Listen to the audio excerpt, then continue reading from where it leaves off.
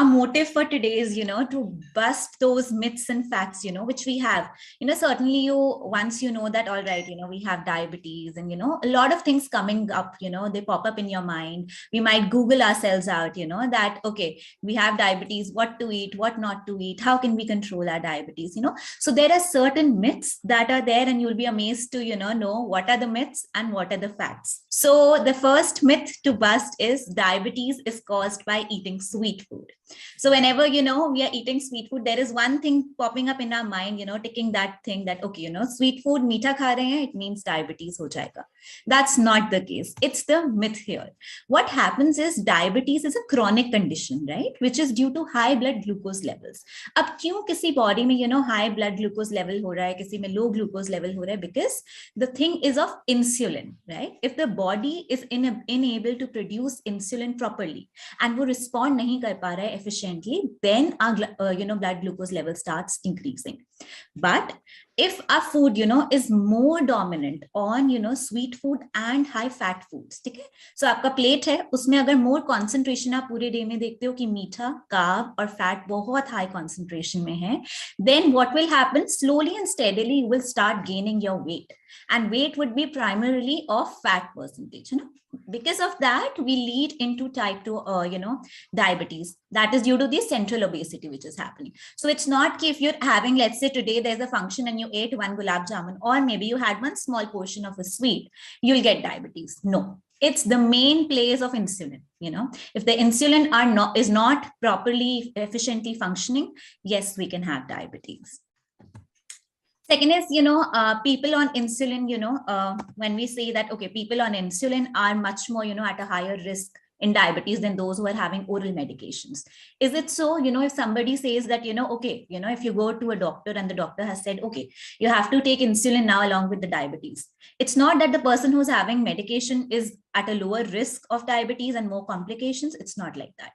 What happens is it depends upon two things. First is the type of diabetes, and second is the duration of diabetes. So let's say somebody here in a participant also, let's say aapko 10 years se diabetes hai, right? And your HbA1c level is flickering in between 8, 9 or above that.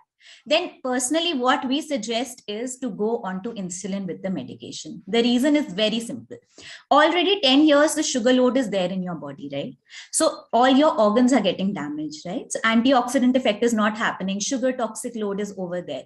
What will happen? It will start, getting you to comorbidities, comorbid conditions, and affecting your organs.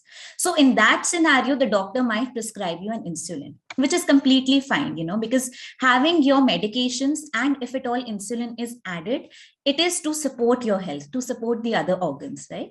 So what you have to do in case your insulin has started or in case your medication has been increased, make those small steps, make those lifestyle changes, create small goals, make those lifestyle changes, and I can bet you, within 3 months, your HbA1c levels will drop, if you are making those proper lifestyle modifications.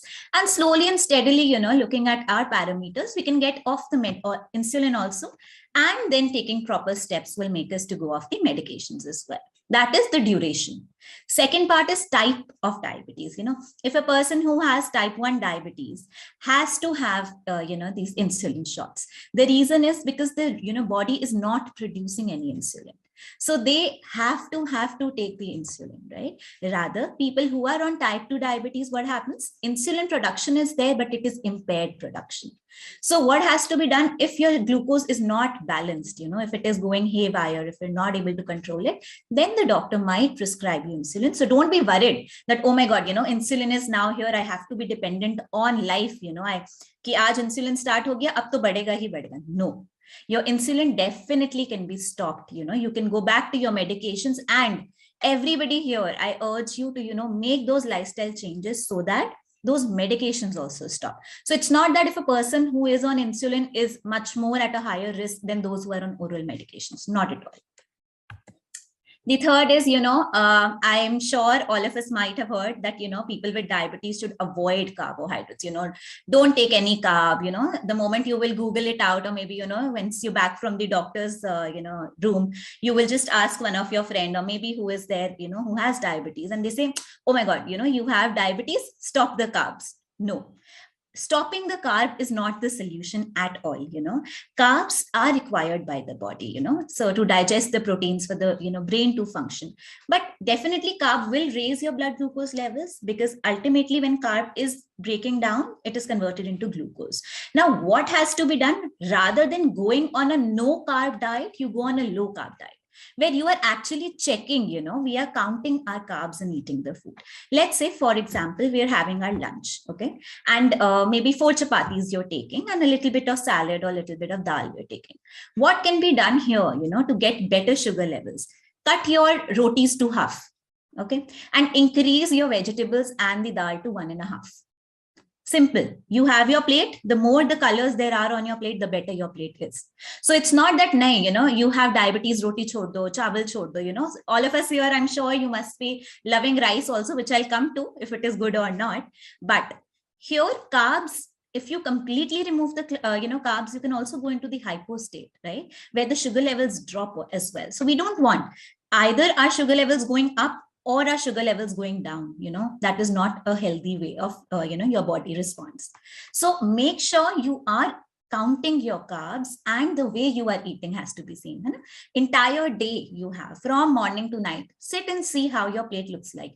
Is it just majority of just carbs on your plate, or is your plate balanced? That needs to be checked, right? So it's not that if you will remove 100% of carbs, your diabetes will not happen, or your diabetes will get cured. Not at all.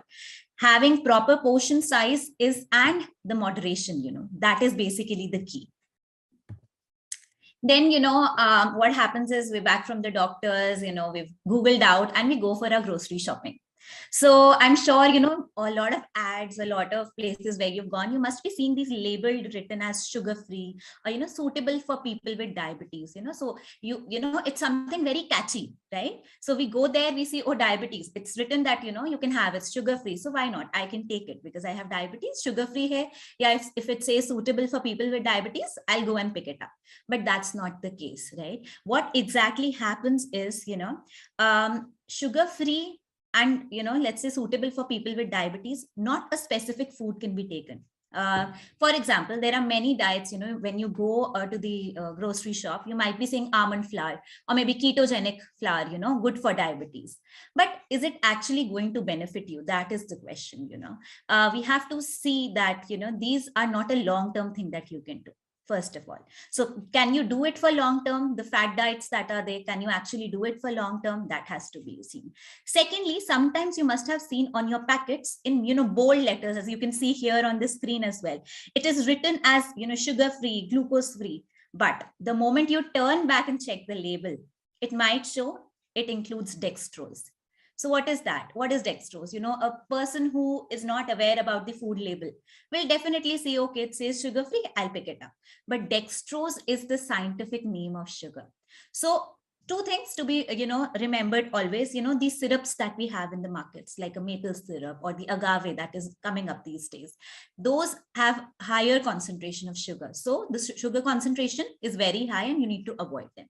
The second way is, see the letters if anything is ending with O's, O-S-E, like maltose, dextrose. These are basically the scientific name of sugars. So always, what you can do now, I can understand we're checking the label and we're not able to understand. Simply write that name on Google and write the meaning, right? When we are checking so many things on Google, check the label. Let's say it says dextrose. Write down on Google what is dextrose and see that is sugar. So, being aware and reading the label well is the key, that has to be checked. Also, the amount and the concentration of sugar that is there. So two things, if somebody says, okay, you have diabetes, go here, take these sugar-free things, or, that has no glucose, check the label, read the label 2 times, 3 times. Maybe if something is, of interest, you feel that, okay, I might like this one. What you can do is click the picture and go home. Do a complete study on it. Check the nutritional facts of it. If you like, and if you see that, okay, there's no sugar. And of course, if you have a health coach along, they can guide you and you can check it. And then probably you can definitely go ahead and buy that product. The second type comes those ketogenic diets or the fad way of diets that are present, ketogenic flours are these. I wouldn't suggest to have those because it's not something that you can have in the long run, right? So always choose something that is within your home and you're comfortable and you can, sustain it for your lifelong. The third one is white rice. As I said, all of us over here might have heard it sometime or the other. When we were diabetic, we were pre-diabetic, or we were not even diabetic, that, okay, white rice is there, diabetes would be there. Diabetes is there, avoid white rice. But is it true? Actually, is it true?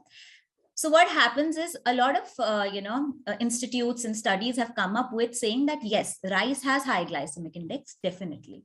So we need to understand that when we're eating rice, how we can actually make that rice in our diet. How can we include that rice? Somebody says maybe, the red rice is better, the brown rice is better.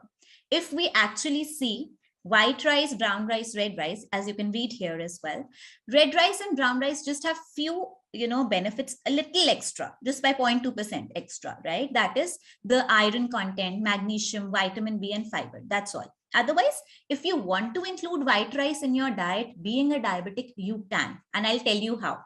What happens is, let's say, again, let's come back to our plate. Okay, let's analyze our plate. So if you see your plate with yourself and a lot of rice is there, okay, of course, it is going to increase the blood glucose level because the GI is high. So how to take it? Is it necessary to give up your rice? Not at all. Take, let's say 1.5 katori of rice you're eating on a daily basis. What you can do is lower it down to cooked half katori of rice, and 1 katori take sauteed vegetables. Add lots of spices, the ones which you like. Indian spices are really healthy. So you can add turmeric, cinnamon, jeera powders to it and saute those vegetables. The moment you're adding those sauteed vegetables to your rice, known as a pulao, right? What happens is the glycemic load on the body becomes less because your vegetables are there. So the digestion process is becoming slow and the glycemic load on the body is becoming less. Similarly, you must have heard whole grains, So multigrain, whole grains, these are better, than having simply a wheat flour. So how can we even do that? How can we, control carb? If we say white rice, let's say chapati that you're making at home, if it is made out of 100% of, the whole wheat flour, cut it to 20% and mix it with a whole grain. It could be oats, but of course, don't randomly mix anything. The reason is it has to be specific. Let's say, for example, I'll take one grain that is ragi, right? So millet is, there. So we definitely consider it as a healthy one. If you read anywhere, if you take any suggestions, they might say, go for whole grains, go for, ragi, bajra, these things. But would it actually suit you? Because it's not necessary. Like we all have different DNAs. Similarly, let's say you and your sister have diabetes, okay? Or maybe you and somebody else in the family have diabetes.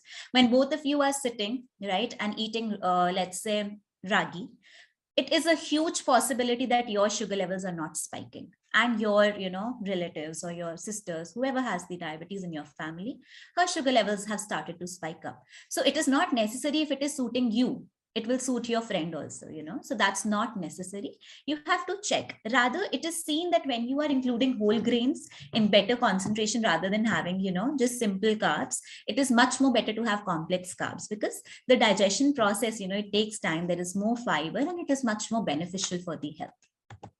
The next, okay, we have diabetes. If I eat n amount of fruits, it will not affect the condition. But that is not the case. There are fruits which are good and bad again. What happens is, what I suggest is have fruit, 1 or 2 fruits per day, but take the complex fruits such as apple, papaya, orange, kiwi, because their glycemic index is better and the load on the body has to be seen is much better. Include a little bit of nuts along with your fruits, that can be done. Let's say now the, summer season is coming up, all of our favorites, mangoes come in. And there is a big, concept that, okay, mangoes are here, we cannot have because we're diabetic. But if once in a week, half slice of mango you're taking, that is not going to affect you. Of course, looking at your parameters, right? But it's not that, morning, night, day, I'm just having fruits and it's not going to affect my sugar levels, and any fruit for that matter. So having fruits, because what happens is fruit is usually made out of glucose and fructose, right? So it is ultimately going to raise your sugar levels. So make sure that, the choice of fruit that you're taking is the complex fruits. Like, as I said, pomegranate is a wonderful, option. Apples are really good. Oranges are really good. Kiwi is really good, right? So vitamin C rich fruits are also very, very good to take. So it's, limit yourself to having 1 to 2 fruits a day. Along with that, do include some nuts and seeds along, so that again, the load on the body is becoming less. right? Then maybe sometimes when we get to know that type 2 diabetes is here, we take it as, okay, it's mild, I have 6.47, and we're like, okay, it's just, I went to the doctor wrote me some medications or maybe insulin, I'm taking that, I'm checking my sugar and it's in balance, so it's mild, it will not affect me on the longer run. But that's not the case. No type of diabetes is mild. First of all, what happens is, the moment you go to the doctor, right, and if you see your prescriptions, it could be any doctor, I'm sure on your prescription the doctor must have given you some medication, and in the end he must have written lifestyle modifications and diet modifications, right? What is a diet modification? What is a lifestyle modification? If we are not doing those small changes, for example, the way we saw the plate concept, right? How much, check your plate. Is it only carb rich or what? We have to check that. Now, let's say we know, okay, we have pre-diabetes or we have type 2 diabetes, right? It is, now written by the doctor. He's told you to make the modifications. If in the longer run, we're not making any, these small goals and making those changes, what will happen? That 6.4 will go to 7.4. That 7.4 will move on to 8.4 with the medications. And medication, what will happen? Let's say you're just taking metformin once a day. It will go up to 2 medications, 3 medications, 4 medications, maybe insulin starts, right? So there, what is happening? It's not helping your body. The medications are not basically removing the toxic load from your body, the sugar toxic load. No, it is just a temporary solution that you're getting. Okay, like painkiller, we take, our pain is subsided, right? But here, when we are not taking the medication, again, the glucose, level is rising. So what can happen? If we're not making any, good physical activity, we're not including in our daily diet, calorie watch we're not doing, what will happen? Slowly and steadily, when there is a huge toxic load of sugar on your body, it will start affecting your organs, right? Slowly and steadily. I'm not saying that today you have diabetes and tomorrow your organs are affected. No, but that, it's basically a silent killer, like we say, slowly and steadily, it starts affecting your organs, where your brain, your heart, your nerves, all these things start getting affected. You must have, heard also, getting that blurriness in your eyes, losing eyesight, glaucoma, we say, cataracts, we say, diabetic ulcers, diabetic foot that happens. Why does this, we lead into this situation? The reason is because we are not making proper lifestyle changes at the early stage, we are being lenient. And sometimes we are making all the necessary changes. Let's say, some of you here might be going for some kind of a workout. You might be following some kind of a diet, but still your sugar levels are not getting in balance. Then you actually have to sit and actually analyze, what kind of food are you taking? What kind of, workouts are you doing? Is it actually suiting your body? Because as I said, general way is a huge, there's, just Google it out, just ask anybody, you'll get thousands of advices. But is that advice actually affecting your body in a good manner? Only then follow it. Don't randomly go and follow. So good control of diabetes, making those small steps so that in the longer run, you can reach your goal where you do not have diabetes, should be your aim. Everybody sitting over here, be it pre-diabetic, be it diabetic, we want that all of you make those small changes, make those shifts, check and analyze, are you including those physical activities? Are you following a proper routine? And then, diabetes is definitely helpful. So if you take it in lenience, that, okay, it's a mild diabetes and it will not affect me. That is not the case, definitely. Next is, my family doesn't has diabetes, so I don't have to worry, and then we pop up all the things we want, maybe lots of ice creams, lots of fruits, high carb foods, and we say, nahin, meri family mein aaj tak kabhi diabetes nahi hui hai, so meko nahi ho sakta. That's a very big myth, because our genetics are only 20% predisposed for diabetes. Rest 80% is the environment.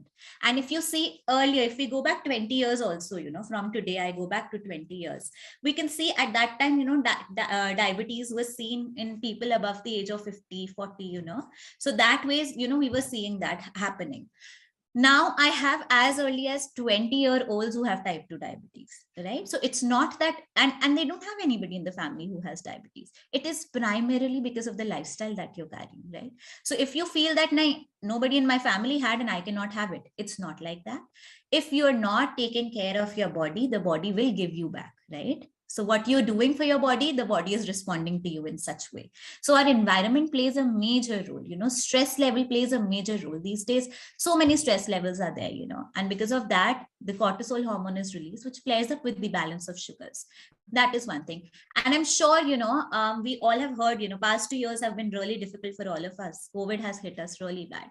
We have seen COVID has also started, increasing sugar levels, a huge spike of sugar levels we have seen. But if a person who didn't had it in their family, he would have been, it's okay, I did not have, I cannot have. It's not like that. So if anybody in your family has or doesn't has, definitely if somebody has, there are more chances. But if somebody does not have in your family, it doesn't mean you cannot get it.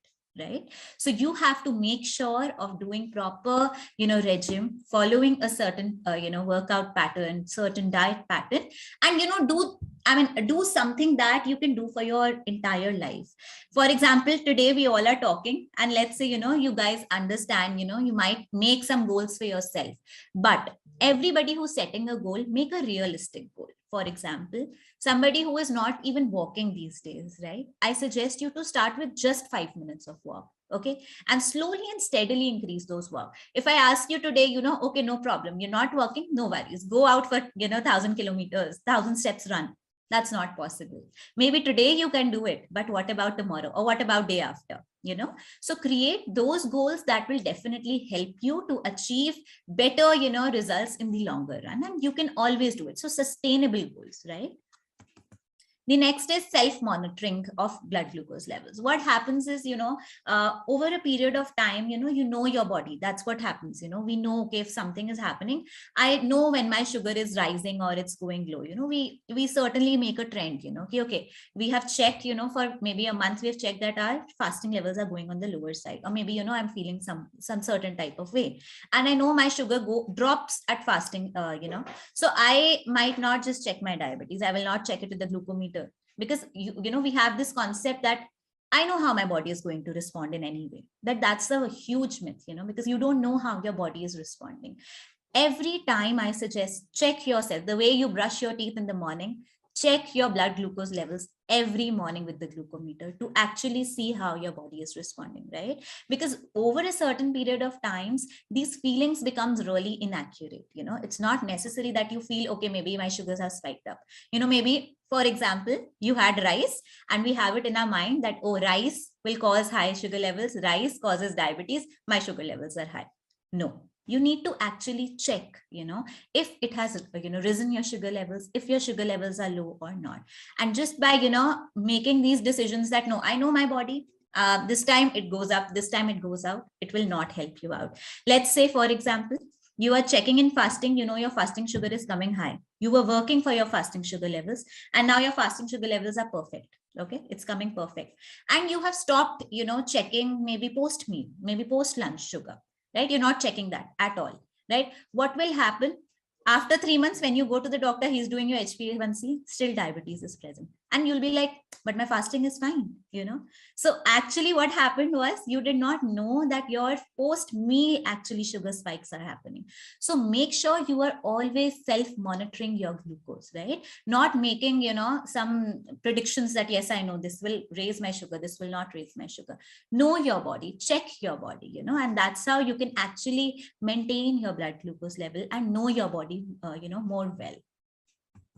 So that's the myths that I wanted to bust for all of you. If you guys have anything, we can definitely take that up.